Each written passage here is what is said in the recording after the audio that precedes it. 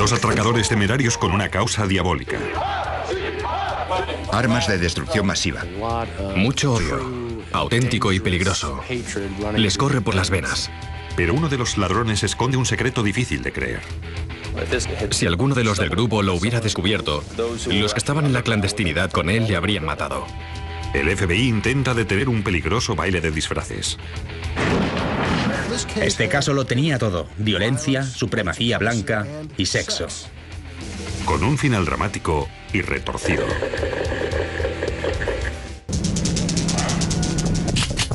Allá vamos. Junio de 1994. Un grupo de hombres armados atraca un banco en Springdale, Cincinnati. Todo el mundo al suelo, esto es un atraco. ¡Tírate al suelo! ¡Disparo! ¡Al suelo! ¡Venga! ¡Vamos!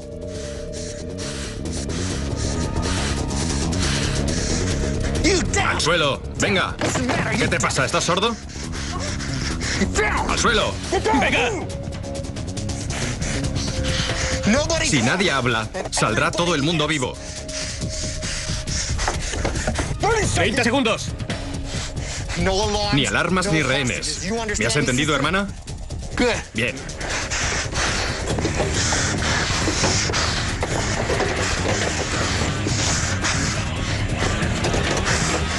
¡60 segundos! ¡Vámonos! ¡Ándale! ¡Arriba! ¡Arriba, babies! ¡Ya! ¡La banda! ¡Venga, venga, vamos! ¡Vamos, vamos! ¡Corre, corre! Es una huida limpia, salvo por las cargas de tinta de entre los billetes. ¿Qué pasa? No veo nada.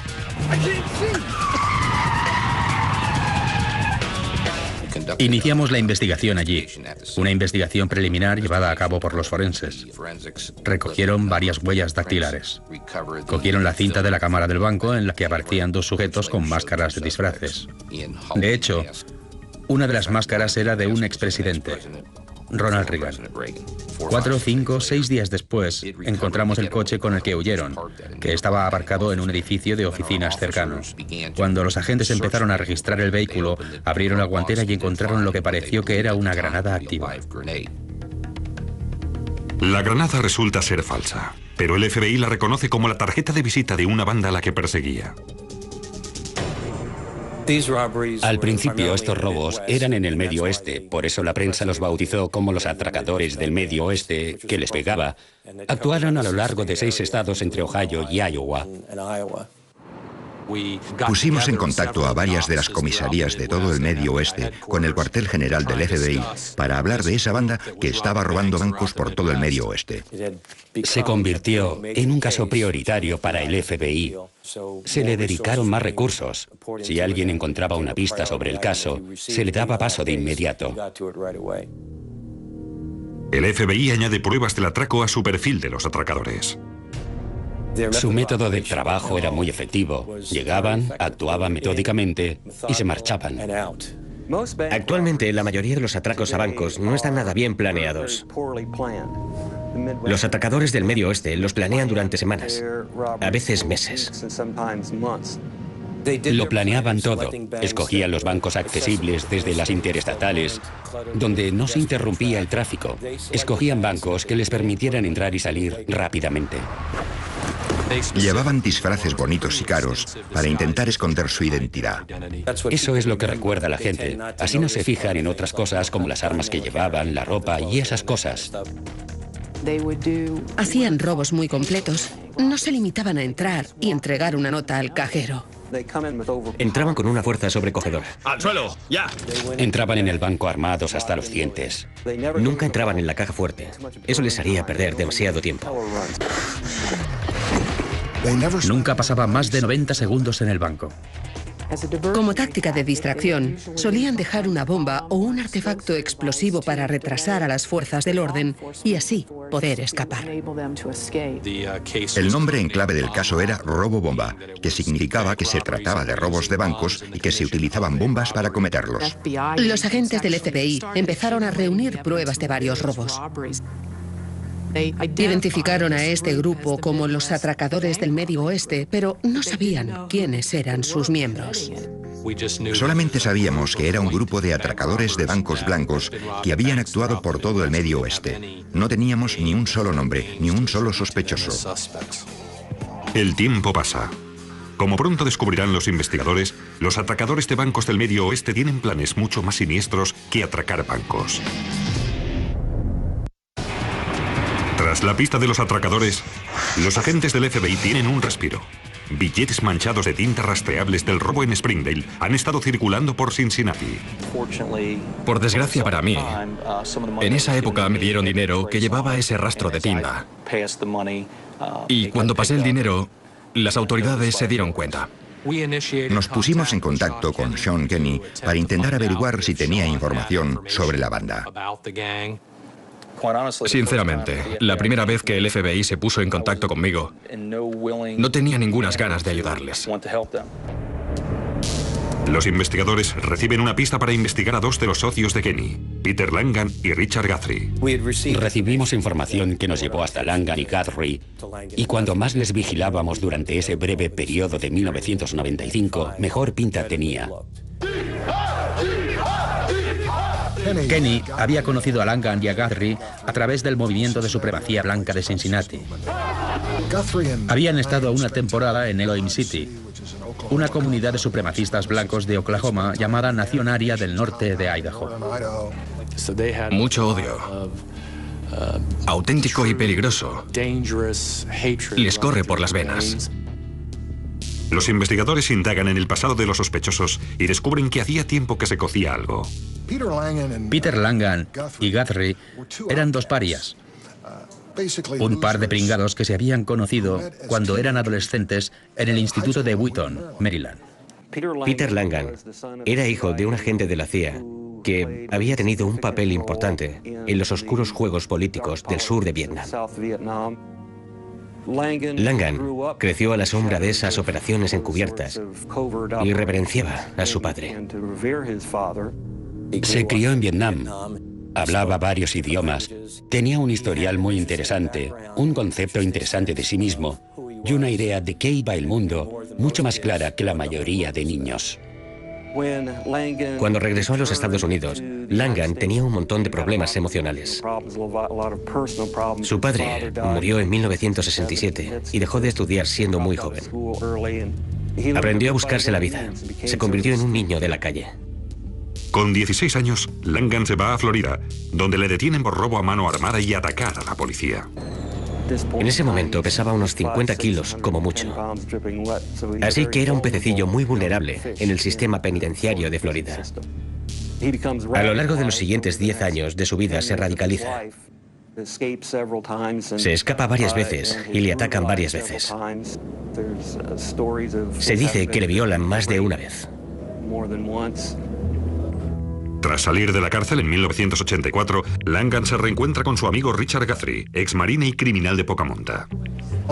Langan y Guthrie se reencontraron en los 90 en Cincinnati y se marcharon a Georgia, donde robaron un Pizza Hut. A Langan le detuvieron por ese robo. A Guthrie no. En ese momento, los servicios secretos empezaron a interesarse por Guthrie.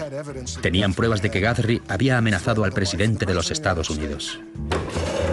Los servicios secretos intentan que Langan colabore, pero les toma el pelo. Langan convenció a los servicios secretos de que él podría ayudarles a localizar a Guthrie. Así que los servicios secretos hablaron con las autoridades de Georgia.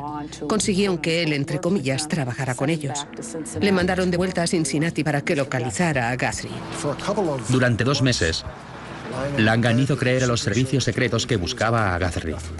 En realidad, le había encontrado y había estado viviendo con él.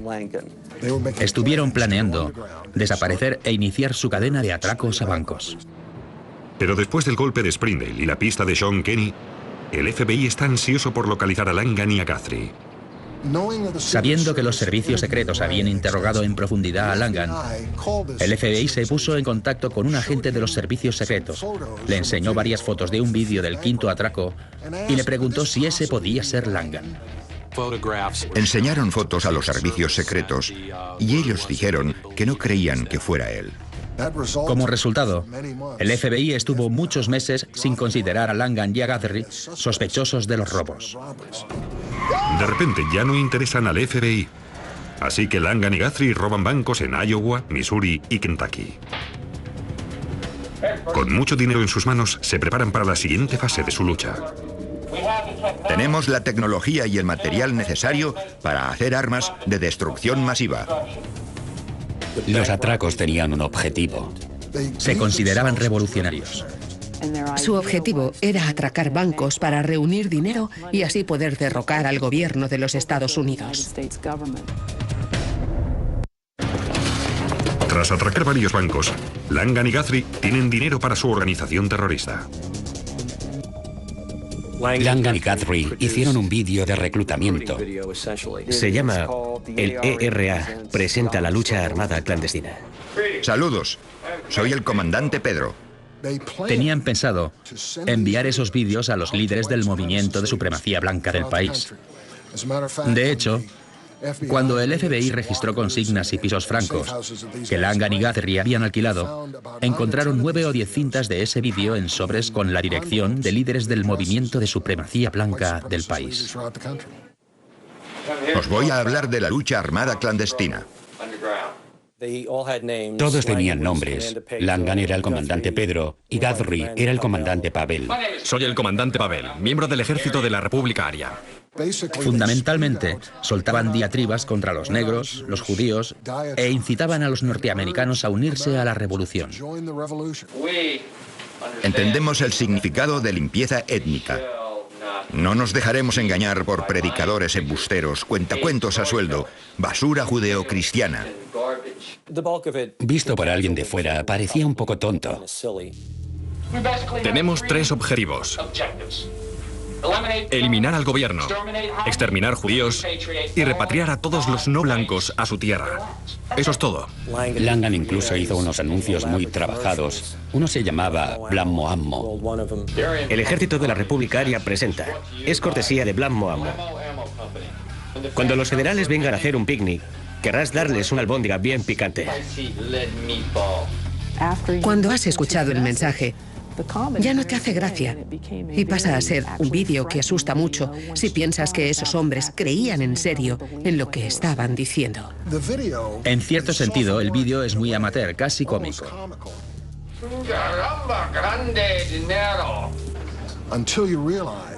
Hasta que te das cuenta de que los hombres que lo han hecho y las armas que llevan son de verdad. Y esos tipos son atracadores de bancos de verdad. El ERA irá a tu casa. Pronto. Hacía poco que el FBI se había enfrentado a grupos antigubernamentales en Waco y Ruby Ridge. Temían que los atracos del Medio Oeste alcanzaran el mismo nivel de violencia. Veo que la misión ha ido bien. Los atracadores envían dinero a Mark Thomas, predicador de Pensilvania y conocido supremacista. A cambio, Thomas encuentra a 2 skinheads dispuestos a unirse a la banda, Kevin McCarthy y Scott Stedford. Más fuerte, numerosa y disciplinada que nunca, la banca atraca 6 bancos y se lleva $100.000. Se burlan de sus perseguidores y convierten el terrorismo en un espectáculo. Tenían un marcado sentido del humor. Robaban un banco y Langan salía diciendo muchas bancias por su tiempo. Siempre decían, ándele, ándele. O alguna otra tontería que diera pistas falsas sobre su nacionalidad. Entraron en un banco para robar y Langan iba disfrazado de Santa Claus. Entró en el banco, atrajo a los niños hacia él y debajo del disfraz llevaba una pistola del 45 y una granada de mano. De hecho, en algunos de los atracos llevaban camisetas con las siglas FBI o ATF. Estas cosas las hacían para pinchar, para provocar a los agentes que les buscaban. Cuantos más bancos robaban, más temerarios eran. Dieron los nombres de algunos agentes de la ley para comprar los coches con los que huían. Uno de los coches de huida de la banda fue registrado con el nombre de un agente del FBI que había detenido a otra banda de supremacistas. Eso nos hizo pensar que esa gente sabía algo de la extrema derecha. Esa conexión llegó antes que otra aún más sorprendente. ¡Todos al suelo o disparo! Los robos de Langan y Guthrie se parecían a los del atracador más famoso de Estados Unidos. Los paralelismos entre los atracadores del Medio Oeste y Jesse James eran muchos. Quiero decir que la mecánica de los atracos era, en esencia, la misma. Si estudiamos los atracos de Jesse James, vemos que siguieron el mismo camino. Langan y Guthrie continuaron con sus atracos, pero también escribieron cartas a periódicos provocando al FBI, jactándose de los robos. Jesse James hacía lo mismo. Acostumbraba a enviar sus propias notas de prensa. Y Richard Guthrie escribía cartas a los editores de ciudades en las que había robado un banco, hablando del botín. Incluso se hicieron unas tarjetas de visita. En las tarjetas ponía: el ERA vendrá pronto cerca de tu casa. Se consideraban supremacistas revolucionarios que se burlaban de las autoridades, que demostraban al público norteamericano que puedes burlarte de las autoridades y salir airoso. Tras una docena de atracos más o menos, el ejército de la República Aria nadaba en la abundancia. A nivel individual, tenía más dinero del que jamás habrían imaginado. Así que se embarcaron en proyectos personales. Stedeford quería grabar su propio CD. Su grupo se llamaba Day of the Sword y el álbum Ear to Ear, como rajar a un cerdo de oreja a oreja.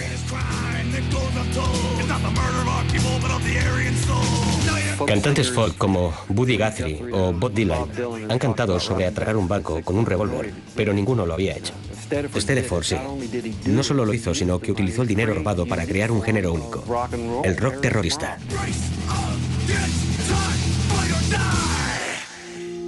Mientras Stedeford invierte su dinero en la música, Langan se dedica a una actividad más extraña.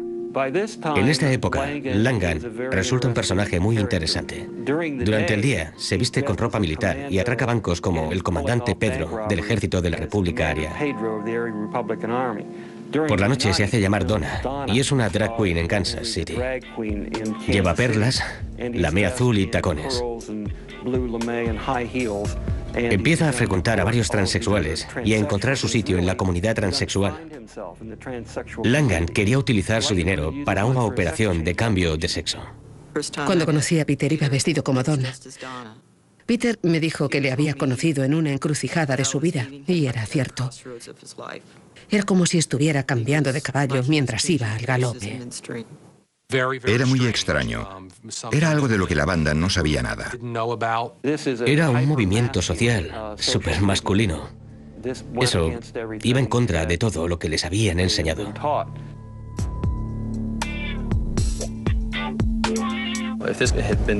Si alguien de la banda lo hubiese descubierto, yo o quien fuera, los que estaban en la clandestinidad con él, seguramente lo habrían matado. Además de esconder su secreto de la banda, Langan les lleva a realizar robos aún más temerarios. Estaba en el despacho y nos comunicaron que habían robado una sucursal del National Bank en Columbus. Y fui uno de los agentes que respondió a la llamada. ¡Al suelo! ¡Al suelo! ¡No te levantes! Langan había escogido una máscara de esquiador y unas gafas de sol por encima. Y en la cabeza llevaba un casco de obrero de la construcción. Las gafas y el casco eran totalmente irrelevantes e inútiles. Eran una mera cuestión de estilo. Langan se inclinó sobre el mostrador. Se dio un golpe en la rodilla y se le cayó el casco encima de las gafas, que se le bajaron. Y en un ataque de frustración se lo quitó todo. Una cajera llamada Lisa Copley identificó al ladrón. Y fue la primera vez que se identificó a uno de los atracadores del Medio Oeste. La banda deja una bomba para retrasar a los investigadores. Igual que Langan, la bomba es una combinación de banalidad y malicia. Dejaron la bomba en una fiambrera con un paquete de pastelitos encima. Esta vez no parecía de broma. Era una bomba casera cubierta de clavos. A estas alturas, la banda utiliza explosivos más amenazantes, cada vez más potentes. Tuvo que venir la unidad de explosivos. ¡Fuego! La banda se escapa, pero se lleva solo $3.400. Aunque ya han realizado 20 atracos, la vida clandestina empieza a pasar factura. Al final, Guthrie había hecho que todos los miembros de la banda se distanciaran y resultó ser un pésimo atracador. Una de las razones era que se presentaba a los atracos borracho de tequila. Evidentemente, sus compañeros se hartaron, así que empezaron a pelearse. Así que en diciembre de 1995, Guthrie decidió formar otra banda de la que él sería el líder. Y entonces intentó reclutar a Sean Kenny para su banda. Pero Guthrie no sabe que su viejo amigo ya ha entrado en contacto con el FBI.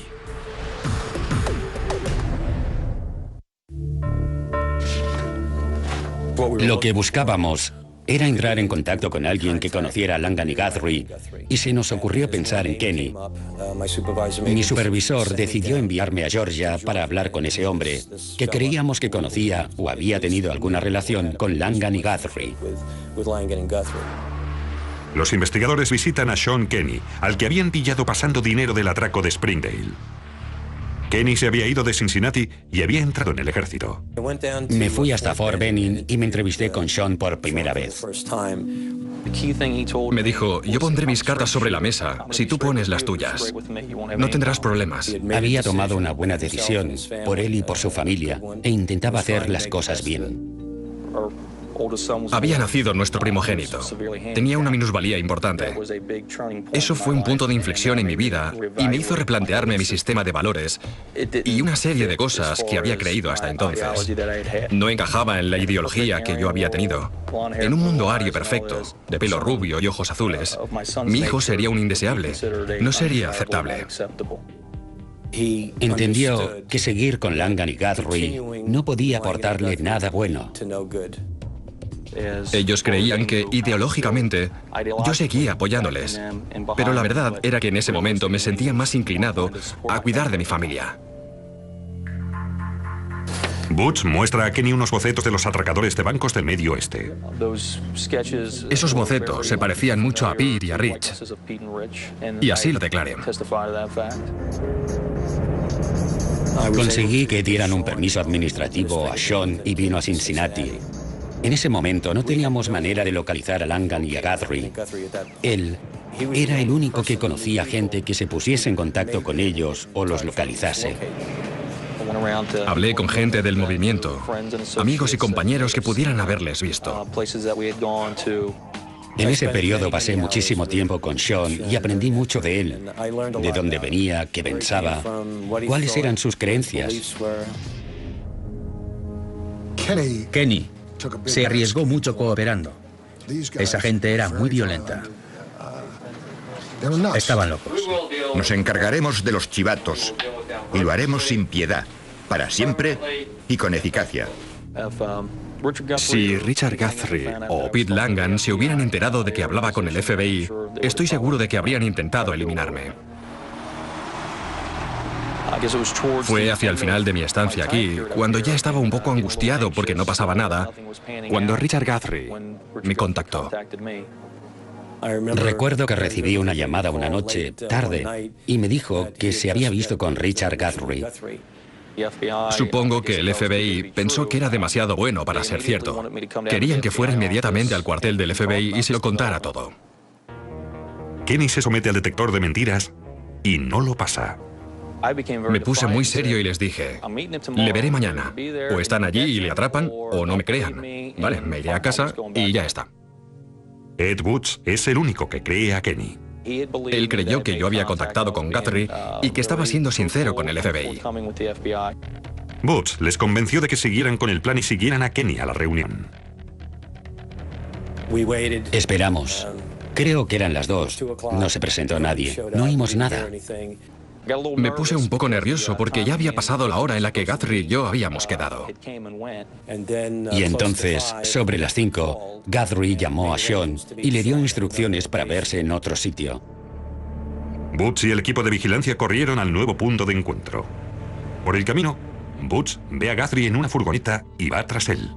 Guthrie llevaba una furgoneta con la que habían recorrido el país robando bancos. Estaba hecha polvo y solamente iba a 65 kilómetros por hora. No servía para huir. Decidí que detendríamos la furgoneta por hurto mayor.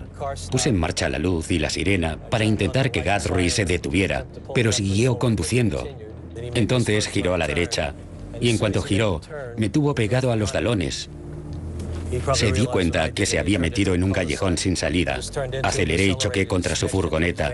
Él rebotó contra el parabrisas, pero consiguió salir de la furgoneta. Mi supervisor y yo le perseguimos colina abajo, gritándole para que parara. Se paró, se dio la vuelta y vio al resto de agentes detrás de nosotros y pareció que intentaba decidir si ponerse a disparar y que todo terminara allí mismo. Pero se entregó, le esposamos y le confiscamos el arma. Butch lleva a Guthrie a las oficinas del FBI en Cincinnati para interrogarle. Guthrie no tardó mucho en convertirse en informador del gobierno. En cuestión de horas admitió sus delitos.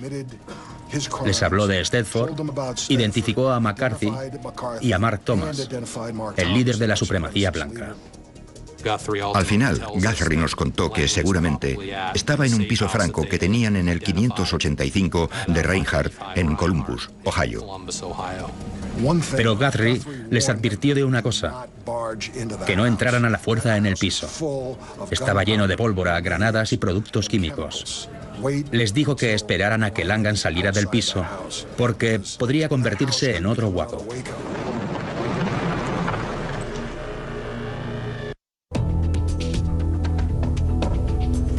El agente del FBI, Ed Butch, se prepara. Los años de persecución al atracador de bancos y terrorista Peter Langan llegaban a su momento álgido. Guthrie ha llevado a los agentes hasta el piso franco de la banda en Columbus. Se tomó la decisión, muy apresuradamente, de enviar a los SWAT a Columbus para intentar detener a Langan. Mientras tanto, Guthrie nos cuenta que Langan lleva un chaleco antibalas, que tiene bombas, armas y que no piensa dejarse atrapar con vida. No queríamos provocar una situación con rehenes, no queríamos un sitio. Decidimos esperar a que Langan saliera del piso. El agente Butch se posiciona a poca distancia del piso franco. Nos quedamos aquí aparcados durante la primera hora y media mientras el vecindario empezaba a cobrar vida. Los niños iban a la escuela. Evidentemente, todos íbamos armados. Yo llevaba una Glock del calibre 40. Yo llevaba una escopeta de 12 cartuchos. Localizaron a Langan hacia las 9 de la mañana, cuando salía del piso, vestido de negro, con 2 capas de ropa.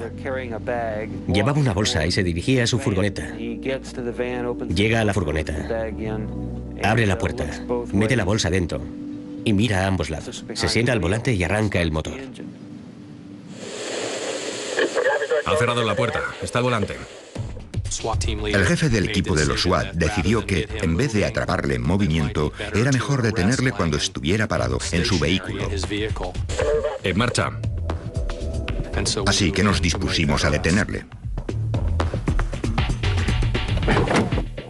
En ese momento nos detuvimos. Había otro vehículo del FBI.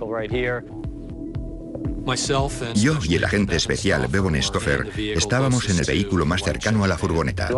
Langan estaba en la furgoneta rodeado por los SWAT. Mi supervisor, Dave Welker, corrió hacia la esquina del garaje y yo hacia aquí. Los agentes Jeff Lindsay y Mike Erbach se situaron en la esquina del garaje más cercano al vehículo de Langan.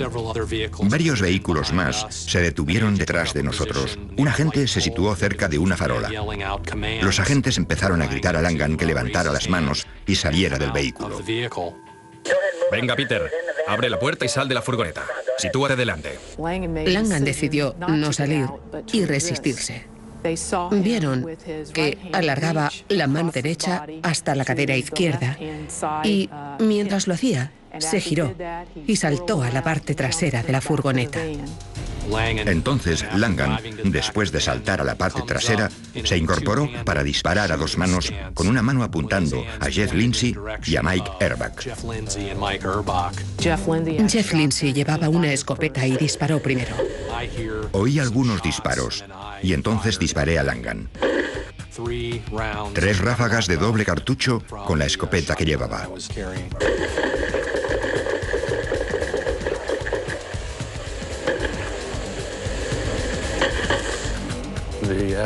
El FBI disparó al señor Langan 45 veces. Pronto pararon y Langan ya no disparaba. Le gritaron que saliera, aunque la verdad es que ninguno creyó que lo hiciera. Estaban seguros de haberle abatido. Pero unos segundos después oímos que Langan decía: tengo una herida en la cabeza, tengo una herida en la cabeza. Sacamos a Langan de la furgoneta, le tumbamos, le registramos, le esposamos y me pareció que estaba gravemente herido. Tenía un pedazo de cartucho incrustado debajo del ojo y la cara le sangraba. Mientras se llevan a Langan al hospital, los agentes registran la furgoneta y el piso franco. Era el mayor arsenal de munición, armas, bombas caseras que había visto en un solo sitio. Había miles de cargas de munición y muchas armas. En el hospital, el agente Butz descubre el sorprendente secreto de Langan. Mientras trataban a Langan en urgencias, no pude evitar ver que tenía las uñas de los pies pintadas de rosa e iba depilado, y me pareció muy extraño, teniendo en cuenta que era un supremacista. Me pareció raro verle así en la sala de urgencias.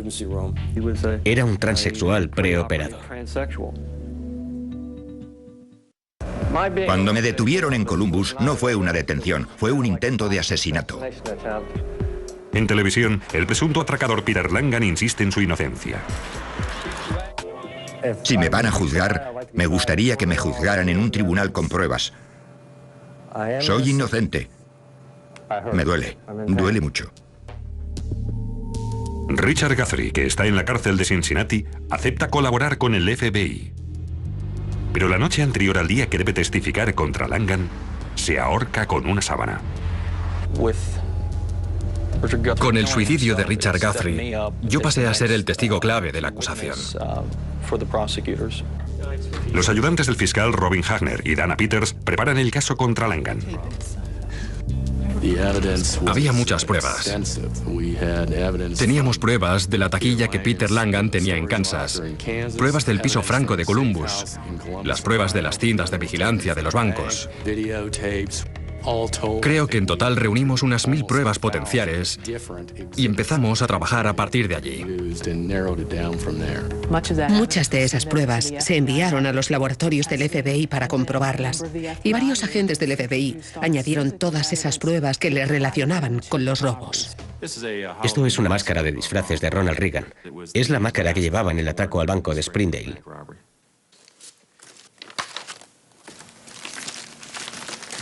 Esto de aquí es el paquete de Twinkies que se encontró dentro de la fiambrera en el robo del National Bank de Columbus.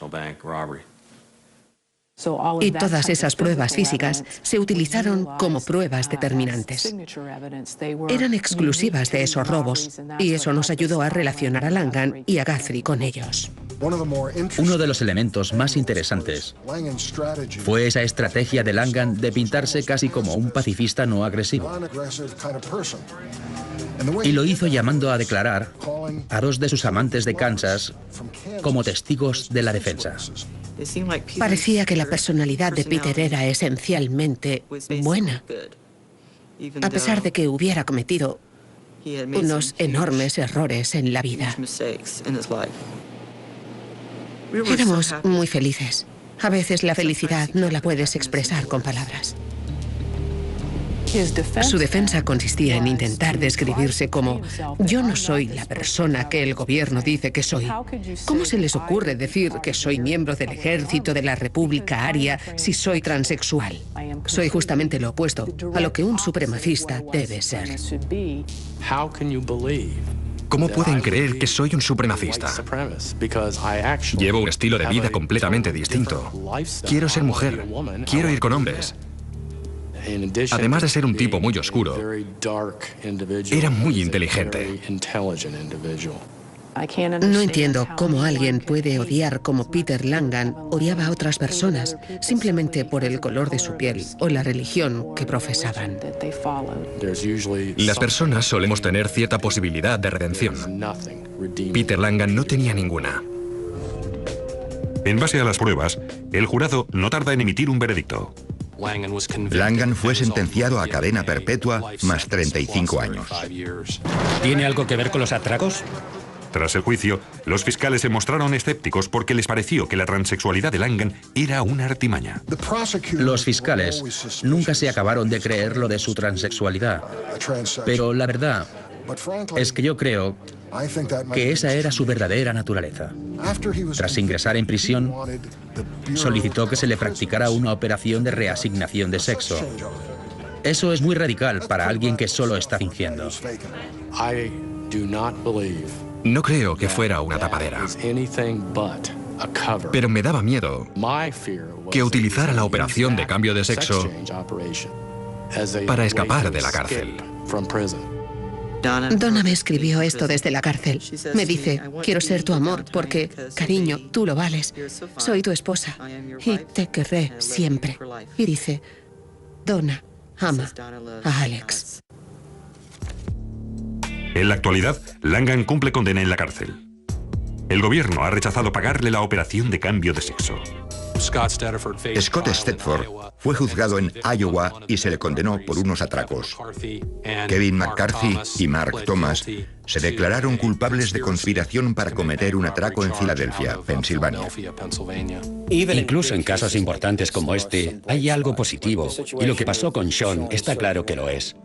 Hablamos de un chico que se dio cuenta de que iba por muy mal camino, cambió de dirección y lo hizo la mar de bien. No quería ser un criminal el resto de su vida, no quería terminar en la cárcel. A pesar de su pésimo estilo de vida, eran unos buenos atracadores. Durante 2 años desafiaron a las autoridades, atracaron 21 bancos, consiguieron un botín de $250.000. John Dillinger en los años 30 atracó bancos durante unos 10 meses. Ellos operaron durante 2 años y jamás les pillaron atracando un banco. Los atracadores del Medio Oeste fueron uno de los hitos de la historia de los atracos a bancos. En la historia se han atracado muchos bancos, pero ellos eran una de las versiones más modernas de una banda de atracadores. Una de las lecciones para cualquiera que quiera ser atracador de banco es: si provocas al FBI o a las fuerzas del orden, trabajarán las horas extra que haga falta para pillarte.